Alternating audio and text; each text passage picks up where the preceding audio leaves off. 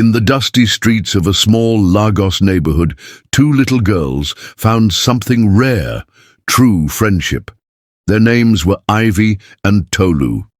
Though they came from different families, they were like twins, always together, always laughing, always dreaming. They met in Primary 1 on a hot afternoon when Tolu saw Ivy sitting alone with dry lips and a hungry look. Without thinking twice, Tolu took out her only sweet and gave it to her. That one act started something special. From that day they shared everything, lunchboxes, stories, secrets, even punishment. They lived just a few houses apart, and every day after school they met under the wide mango tree near the junction. It was their haven, the place they did homework, braided each other's hair, told secrets, and dreamed wildly about the future. "I'll become a big woman working in a company with AC everywhere," Tolu would say, twirling a pencil like it was a magic wand. "And I'll own my own business," Ivy replied, her eyes sparkling. "A big one, where I don't answer to anybody." They'd pinky promise to always be there for each other, sisters not by blood, but by choice. Tolu's family was better off.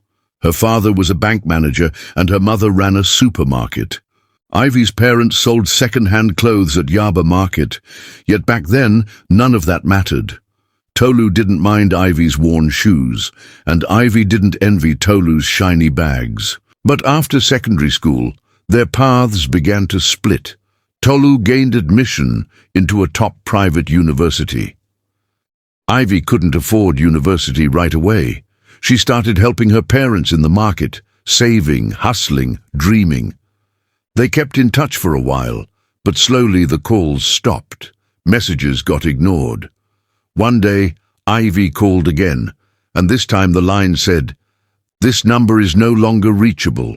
She sat under their mango tree alone that day, the branches above her now heavy with silence. "I guess forever doesn't mean the same thing to everyone," she whispered. "But fate, like mango seeds, knows how to grow in unexpected places." Years passed, and the world spun faster than Ivy could hold on to. While Tolu's Instagram was filled with graduation gowns, wine glasses and filtered smiles in Dubai, Ivy was waking before dawn to help her mother at the market, then running a small roadside POS business near the bus stop by midday. It started with just one plastic chair, a tiny umbrella, and a cardboard sign. POS withdrawal and transfer, fast and reliable. With every 100 naira charged per withdrawal, Ivy scraped together what she could. Some days were better than others. There were moments her machine would go offline, or a customer would yell at her over failed transactions. But she kept going. She had learned resilience in silence. Her customers, mostly Kiki riders, traders and students, came to like her gentle smile and honest nature. Some even called her Madam Bank. She wore simple clothes, often reused, her slippers dusty from the roadside. But her dignity was as clean as gold. She didn't care much for fancy captions or aesthetics. Her phone was filled not with selfies, but screenshots of business tips, bank alerts, and her mother's medication list. While some chased clout, Ivy chased rent, airtime, and savings. Every night she recorded her earnings in a small notebook and whispered a prayer. Then one sweltering Thursday afternoon, her world shifted. She was seated by her stand, fanning herself and sipping pure water when a black-tinted SUV pulled over just a few steps from her. She barely looked up. People parked like that all the time. But then the car door opened and high heels stepped out. Ivy's heart froze. The face was familiar. The glossed lips, the bone-straight wig, the designer shades perched perfectly. Tolu, her childhood twin. And Tolu was walking straight toward her. Not with a hug, not with joy, but with disbelief painted all over her face. Tolu stood there in her sharp, stylish, tailored outfit, a kind of outfit that smelled of air-conditioned boardrooms and power lunches. Her nails were long and red, and her perfume wafted like money. She removed her sunglasses slowly, dramatically, as if unveiling royalty. "Ivy?" she said with a smirk, blinking like she couldn't believe her eyes. Ivy stood up from her plastic chair, wiping her hands nervously on her faded skirt. "Tolu," she said softly, unsure whether to smile or cry. Tolu gave her a long, slow look from head to toe, her perfectly arched brows rising. "Wow, so it's true. Someone said you were doing POS on the road. I said, not my Ivy, not Madam Dream Big, not the one who used to draw business plans under mango trees." Ivy tried to smile. "It's honest work, Tolu." Tolu chuckled, flipping her hair. No, don't get me wrong. It's cute, hustle and all that. Just unexpected. Honestly, I thought you'd be in an office by now, not under an umbrella beside Danfo buses." Ivy's chest tightened, but she refused to break. "I tried," she said. "Things didn't go as planned. My parents got sick. School had to wait. But I couldn't just sit and wait for life. So here I am." Tolu crossed her arms. "Well, I guess not everyone gets the same chances. Me, I'm with Nexa Capital now, senior accounts officer. Just closed a 30 million deal this morning." Ivy nodded. "I'm happy for you." Tolu pulled out her iPhone. "Let's take a picture. Throwback Thursday, for old time's sake." Before Ivy could react, click. Tolu had already taken the photo, her in corporate wear, Ivy in roadside dust. She tapped rapidly, uploading. Caption: "How time flies. Some of us moved up, some stayed, grounded." Ivy looked at her. "Why would you post that?" Tolu smiled sweetly. "It's just banter. Relax. Still love you, girl." And with that, she walked off, her heels clicking like punctuation marks on a painful sentence. Ivy sat back down slowly. Her fingers trembled, not from shame, but from the sting of betrayal. That evening, as the sun dipped behind rusted rooftops and traffic horns filled the air, Ivy sat on her thin mattress, her phone in hand, heart pounding. She opened her old classmates' WhatsApp group, Elite Class of 2015, and there it was. Tolu's photo? Her own face in full view, dusty and squinting under the sun, beside Tolu's glowing frame, and underneath it, the caption that pierced deeper with each word. "Life happens. Some of us signed deals, some stayed behind POS machines." The comments came fast. "No way! Ivy the brain?" "Omo from best in class to POS. Wahala. Book no be everything, Sha." Ivy stared at the screen until her eyes blurred with tears. She wanted to disappear, to vanish into the earth. She didn't have the strength to respond, not even to defend herself. Her chest felt tight, and for a moment she struggled to breathe. Her mother walked in, carrying a tray of soup ingredients. "You've not even boiled the water for Gary," she said, noticing the look on Ivy's face. "What happened?" Ivy wiped her face quickly. "Nothing, Mama, just tired." That night, she barely touched her food. She lay in the dark, listening to generator hums and quiet laughter from neighbors, wondering why the girl who once shared mango slices and homework answers with her could now mock her struggle so publicly. The next morning, her eyes were swollen from crying. Still, she folded her umbrella, packed her POS device and chair, and went back to her spot. Because hustle doesn't wait for heartbreak to heal. She barely noticed the black Prado that pulled up across the road. Inside the backseat of a sleek black Prado, Mr. Dare Bakare, CEO of Nexa Capital, sat in silence, his phone resting in his hand, screen dimmed, thoughts loud. He had just seen it. A WhatsApp status. From Tolu, one of his junior partners. It was a photo, a cruel one. On the left, Tolu, radiant in a tailored blazer, grinning like success itself. On the right, a girl in a faded floral dress, standing in sunlight too harsh for her tired eyes, the Lagos dust clinging to her skin like a second layer. The caption struck like a slap. "Throwback, life takes us places. Some of us sign deals, some stay behind POS machines." Dare didn't chuckle. He tightened his grip on the phone, because he knew exactly what it felt like to be that girl. He grew up in Ajagunle. Raised by a widowed mother who sold puff-puff by the roadside, Dare had tasted hunger. He'd been overlooked, underestimated, dismissed. He knew that struggle didn't always come with torn clothes. It came with silent resilience, with early mornings and late nights that no one applauded. And that girl, the one in the dust, reminded him of his beginnings. She didn't look pitiful. She looked unshakable. So that morning, Dare told his driver to find her. And now he watched through the tinted window. There she was, seated beneath a sun-bleached umbrella, her POS machine steady on a chipped wooden table. A customer stood before her, withdrawing 5,000 naira. Dare's eyes stayed on her. Ivy's hands were calm, practiced. She counted the notes twice before handing them over with a smile and a soft, "Thank you, Ma." She had no idea she was being watched, but to Dare it was already clear. The girl in the dust didn't need rescuing. She needed recognizing. Because what she carried, the quiet fire in her, it wasn't something you could buy in boardrooms. It was something you earned. And he knew he had just found gold. He tapped his driver. "Get her name quietly, and tomorrow I want her invited." The driver nodded. Back at her corner, Ivy sighed. It had been a rough morning. A man had accused her of stealing 1,000 naira due to a failed transaction, and another had refused to pay her 100 naira service fee. Still, she stayed polite. That was her rule. She looked at the spot under the mango tree across the street and sighed. It used to be their fortress, hers and Tolu's. They'd draw with sticks in the sand, dreaming of the future.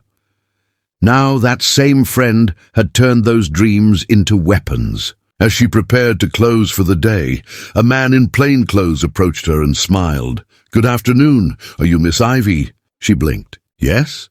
"You've been invited to an executive breakfast at Nexa Capital tomorrow, 8 a.m. sharp. Someone noticed your work." Ivy stared at him. "Nexa, what's this about?" He handed her a formal letter and walked off. She opened the envelope with shaking hands. Inside was a note signed, "Der Bakare, CEO. I believe in people who rise with integrity. Let's talk." Her heart skipped. Had someone finally seen her? Ivy barely slept that night. She turned the envelope over again and again, rereading the signature, like it might vanish if she blinked too hard. Her mother peeked in around 3 a.m. "You've not closed your eyes since yesterday," she whispered. "Is everything all right?" "I think something is happening, Mama," Ivy said, voice trembling. "Something big." By 5 a.m., she was up and ironing her only proper blouse. It wasn't new, but she scrubbed it clean, pressing each corner like her life depended on it. She paired it with her black skirt and the modest flats she reserved for Sundays. She arrived at Nexa Capital at 7:40 a.m., holding her breath as she walked through the tall glass doors. Everything smelled like polish and power. A cool gust of air-conditioned air kissed her face as the receptionist smiled. "Miss Ivy, you're expected. Please follow me." She was led through sparkling corridors, past sharply dressed staff, tapping on laptops and whispering in business tongues. The scent of fresh coffee floated in the air. Then the receptionist stopped at a large office. "He's waiting." Ivy's hands trembled as she knocked. "Come in," a deep voice said. Inside was a large mahogany desk, shelves filled with awards, and at the center sat Mr. Dare Bakare in a crisp blue suit. He looked up and smiled warmly. "Miss Ivy," he said, standing to shake her hand. "You look even more impressive in person." "Good morning, sir," Ivy said, voice soft but steady. He gestured gently to the seat across from him. "Please sit." Ivy lowered herself carefully, clutching her folder, unsure of what to expect. Mr. Dare leaned forward, hands folded. "I came across something recently, a post meant to mock you." Her eyes dropped. "It was a really bad day, sir. But what I saw wasn't weakness," he said, voice calm. "I saw composure, grace, dignity in the face of humiliation. You didn't lash out. You didn't fold. That told me more about your character than any CV ever could." She looked up, hesitant, listening. "I believe stories like yours matter," he continued, "and I believe girls need someone who's walked that dusty path, not just studied it." He paused, then smiled. "How would you feel about leading a financial literacy pilot for young women?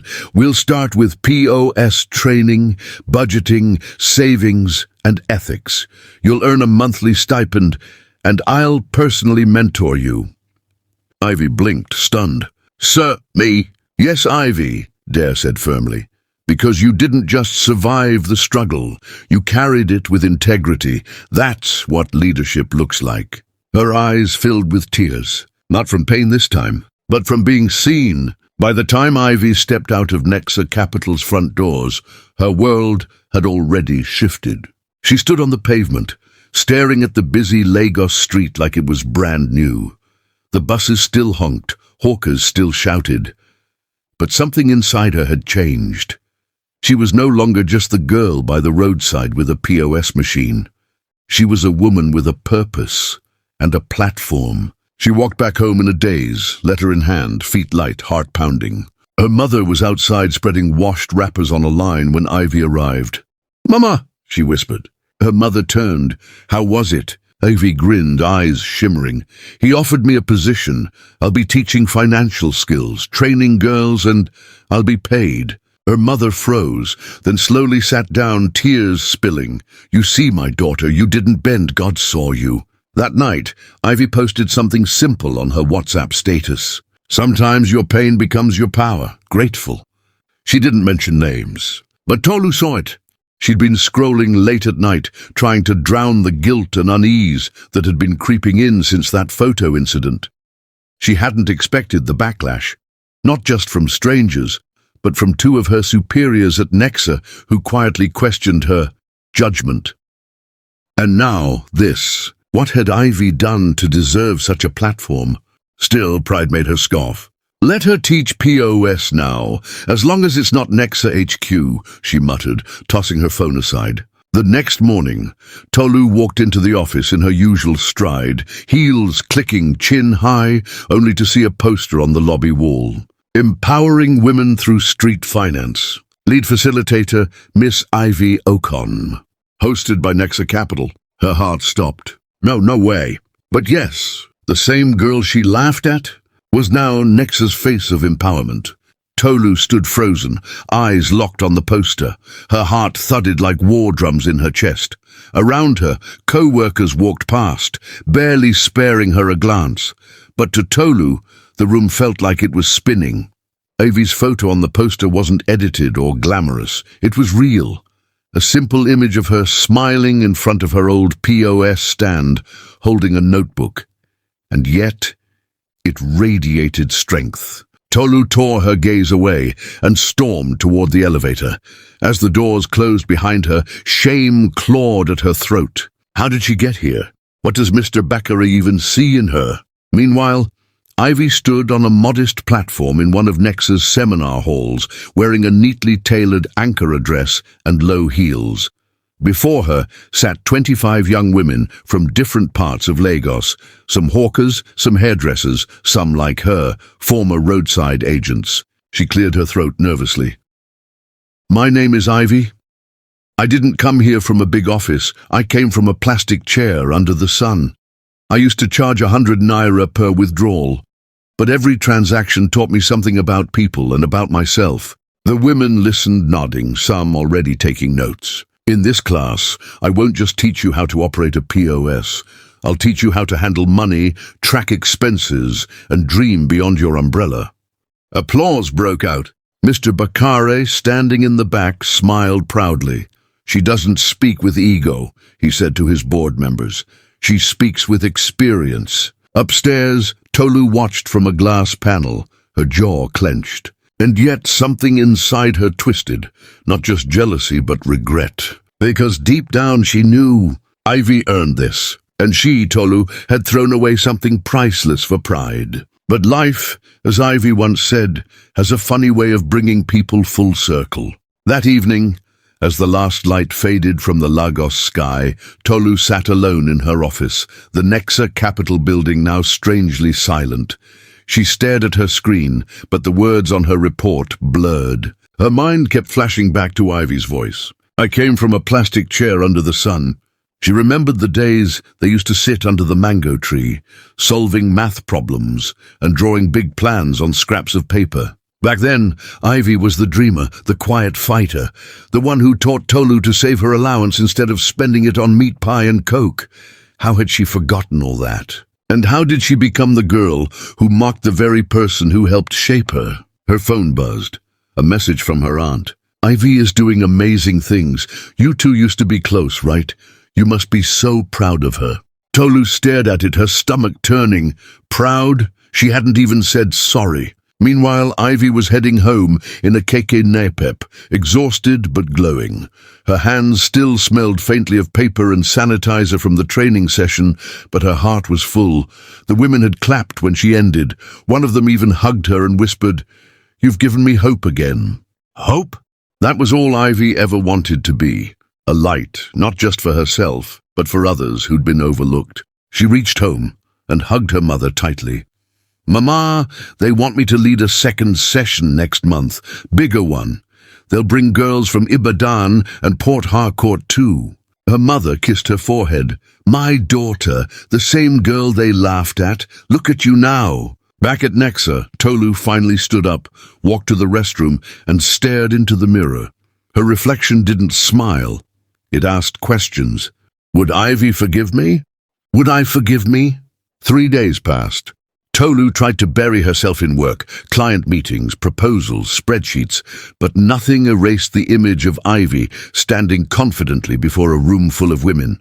The girl she once dismissed, now inspiring dozens. Finally, she opened WhatsApp and clicked on Ivy's name. Her fingers hovered over the keyboard. Typing, deleting, typing again. Then she sent, "Ivy, can we talk, please?" No reply, not for hours. But late at night, a soft ding came. "Tomorrow, after my training, 3 p.m. Nexa Cafe." Tolu's chest tightened. She arrived at the cafe early, hands sweaty, heart unsure. Ivy walked in exactly at 3, wearing a simple top skirt and calm grace. She didn't smile, but she didn't frown either. "Hi," Tolu said, standing up quickly. "Thank you for coming." Ivy nodded and sat. I've been thinking a lot," Tolu began, voice shaky, "about what I did, what I posted, the way I treated you." Ivy looked at her silent. Tolu's eyes welled up. "I was arrogant. I forgot where we came from. I mocked the very struggle I used to admire. And the worst part, I hurt someone who once called me sister." Ivy finally spoke, her voice low. "Why, Tolu?" Tolu swallowed hard. "Because I thought success was about status, appearances. I forgot that real value isn't loud. It's consistent. And you were always consistent." A long silence stretched between them. Then Ivy said quietly, "Do you know I cried for days after that post?" Tolu nodded, tears slipping. "I don't deserve your forgiveness, but I'm asking for it." Ivy exhaled deeply. "I forgave you the day I realized your mockery came from emptiness, not evil. But Tolu, you have to change." Tolu nodded quickly. I'm ready." For the first time, Ivy smiled faintly. "Then let's start again. No mango tree this time. But we've got good chairs now." Tolu laughed softly through her tears. And just like that, a crack of light returned between them. The days that followed were humbling for Tolu. She showed up, not as the girl with perfect lashes and power heels, but as someone eager to listen, to unlearn, and to try again. With Ivy's help, she joined the next training, not as a speaker but as a volunteer. She took notes, arranged chairs, handed out refreshments, and listened from the back of the room as Ivy taught girls from Mushin, Surulere, and Agege how to turn a 50,000 naira POS machine into a stepping stone. During one session, Ivy asked the group, "What's the most powerful lesson you've learned from failure?" Tolu raised her hand. Ivy paused, surprised, but nodded.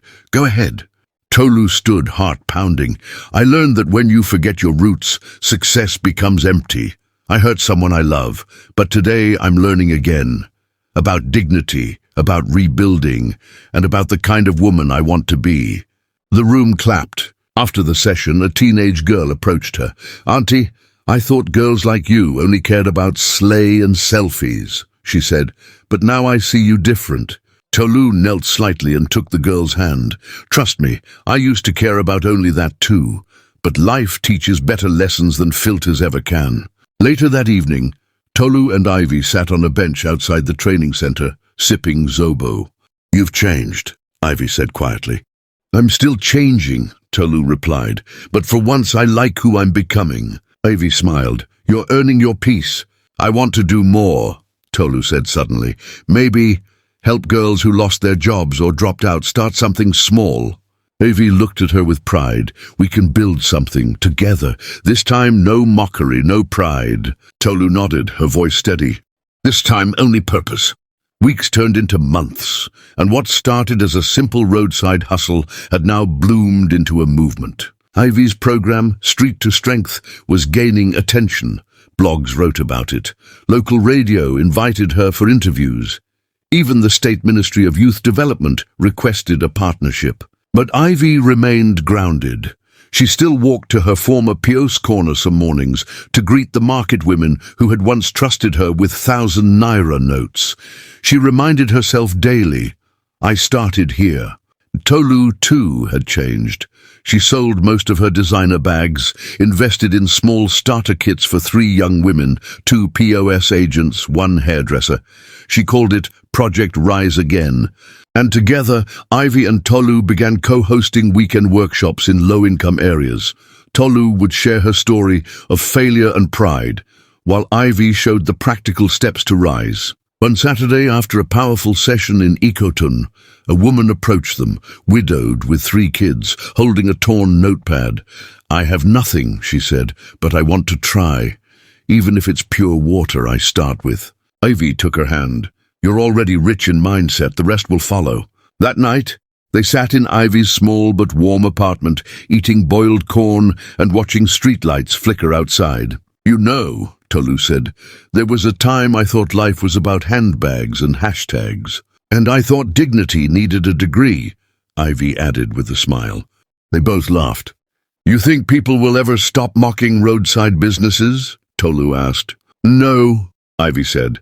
"But now we've shown it's not about where you start, it's about how you stand." Tolu nodded slowly. "And who you stand with?" Outside, the mango tree still stood at the old junction, and beneath it, 2 young girls' dreams had finally come true. Not with noise, not with pride, but with purpose, patience, and love. A year later, the neighborhood where it all began was buzzing with excitement. Colorful banners waved in the wind, reading, "From Street Corner to Legacy, Celebrating Women Who Rise." Evie and Tolu were being honored by the local council and a coalition of youth leaders. A modest stage had been set under the same mango tree they once sat beneath as children. But today, the crowd wasn't just classmates or neighbors. It was a sea of inspired faces, from local vendors to government officials. Evie stood at the microphone, dressed in a simple white dress with green embroidery. She looked out at the faces, her mother wiping tears in the front row, the young girls they had trained, and even former classmates who once laughed behind screens. She smiled and began, "I used to sit under this tree with my best friend and dream of a future where we would build something beautiful together. Life took us through pain, pride, and a lot of silence. But we came back, not to prove anything, but to plant new seeds." The crowd erupted in applause. Then it was Tolu's turn. She stepped forward, her voice softer, more vulnerable than ever before. "I once forgot who I was. I let pride speak louder than love. I mocked the very journey I now treasure. But today I stand beside a woman who could have shut the door on me, and instead she opened a new one.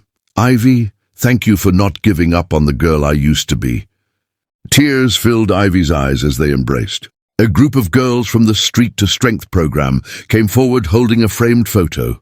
Ivy and Tolu as children, under the mango tree, smiling with chalk on their hands. Beneath it was inscribed, "Real friendship doesn't fail. It sometimes forgets, but it remembers again when purpose calls." As the sun set and music filled the air, Ivy and Tolu stood side by side, stronger than they'd ever been. Not just childhood friends, not just businesswomen, but builders of hope, living proof that grace is louder than gossip, and that from the dust of roadside dreams, golden legacies can rise. The end. If you loved this story, make sure to like the video and subscribe to my channel for more captivating stories like this one.